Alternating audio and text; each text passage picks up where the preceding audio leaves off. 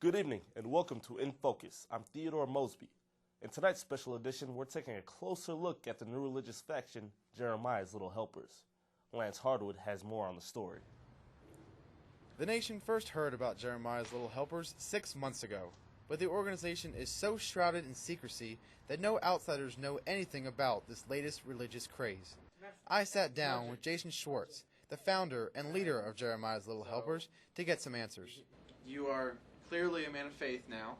Have you always been so religious? I was a vacuum salesman prior to this, and I just thought that I'm selling material things, and to be the pusher of materialistic items on a materialistic society, it's kind of like being Satan himself. So, you used to sell vacuums, and now you sell religion. That's a big gap, don't you think? I would argue with you that it's almost about the same thing. I mean, confidence is paramount. So, if I wanted to be one of Jeremiah's helpers, what would I have to do? Well, first of all, I'm going to have to question your way of life. Okay, so you've given me that speech, and I've been following so far. What's next? Well, the second step is that you got to cut off all your communication to all your families and friends, because their corrupt way of thinking is just going to hinder your process. And you are actually able to convince people to join your cause by giving them that speech? Well, sometimes, it's not voluntarily, but, every once in a while. So are you saying you force people into your religion?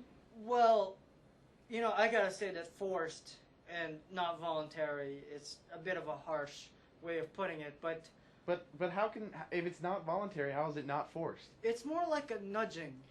It's just a light nudge to kind of start the process. Selling vacuum cleaners to selling religion is a big jump, and I'm sure you must have had some troubles in the transition. Well, I'll be honest with you, it hasn't been easy. Do you want to hear the word of Jeremiah? Well, you better get off my property right now. This would help you in your life. Just give me 5 minutes. Get off my property. I said, get out of here, boy. Get out. Let's just say I've had my moments. I mean, there are experiences where it's been flat out scary, and that, I've had actual fear for my life. Despite threats of violence, Schwartz continues to spread his message to those who open their doors. For In Focus, I'm Lance Hardwood. Thanks for watching In Focus. Good night.